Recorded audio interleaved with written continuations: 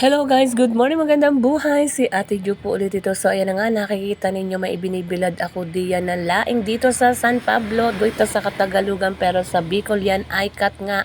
At ayan na nga guys, maaliwalas. Oy, di pala. Mainit ang panahon kaya pwede kayong maglaba. I-ready ninyo ang mga laba at panigurado maghapon yan. Tuyo ang inyong labahin. So ayan na nga guys, nagaanyo na ako ng pagluluto ko ng laing at abangan ninyo mamaya kung may ipapakita ko sa inyo ang pagluluto. Pag hindi naman, ayan po ngayon ang aming ulam for today. At talaga namang nami-miss ko na ang magulay ng laing guys. Sa panahon talaga nang ako'y nagigipit o medyo kinakapos kami sa mga budget, talaga namang halos lahat na ng gulay na nasa aming paligid naluluto ko guys. Siguro nga ganun na talaga ang mga mami o mga magulang, talagang kailangan diskarte.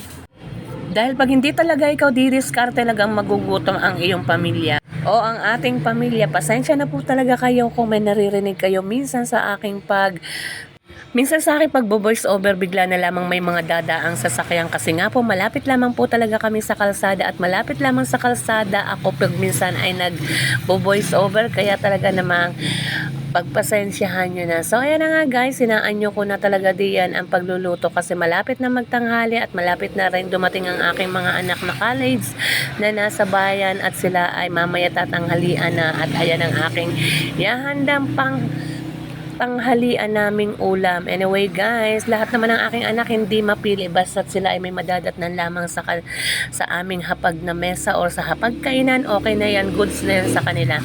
At syempre ako, hindi ako mamamroblema kahit dumating sila basta't may pagkain. Sinong relate na mami diyan na talagang pag nangkaluto ka na at okay na ang hapagkainan, wala ka ng problema kahit maghapon, basta't meron ka ng pagkain, may pang-ulam, kasi naman sa araw-araw talaga ng ginawa ng Diyos, problema talaga natin ang pang-ulam. Kahit na paulit-ulit na pang-ulam pa yan, basta't importante may nasa hapagkainan. So ayan na nga guys, luto na at ayan si Kuya Lito bandang hapon na yan. Inaasar ko maigi pero ayan, game na game naman siya sa aking pang-aasar. Yan lang ang maganda kay Kuya Lito, hindi na pipikon.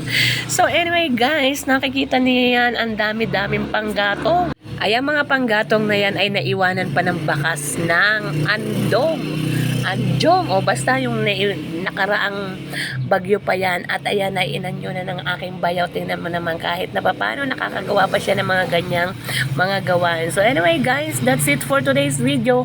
Kung nagustuhan nyo ang video na to, please don't forget to like, comment, and share. At ayan na nga si Chuchu, yung aming si Jumong, ayan siya. Kasi kahapon ay naglinis kami at bibagat ko naaalala ninyo, kami ay naglinis diyan ng mga basura. Kaya ayan, ang linis-linis na kanyang pwesto. At aminin din natin, pag malinis ang ating kapaligiran, para na rin tayong nababawasan ng mga problema. Pero pag madubi ang ating kapaligiran, Diyos ko po, para na tayong sandamakbak na problema. So that's it for today's video guys. See you on my next vlog. Bye!